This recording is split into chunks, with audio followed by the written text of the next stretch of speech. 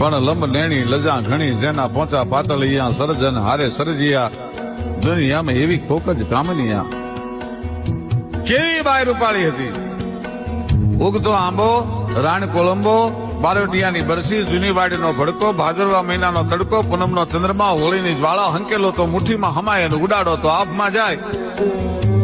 ઉગમણા વાવ આય તો આથમણી નમે આથમણા વાવ આય તો ઉગમણી નમે ચારે દશોના વાવ આય ભાંગીને ભૂકો થઈ જાય એવી થોડી થોડી માટીમાંથી પરમાત્માએ હાડા દીધી નવરા લઈ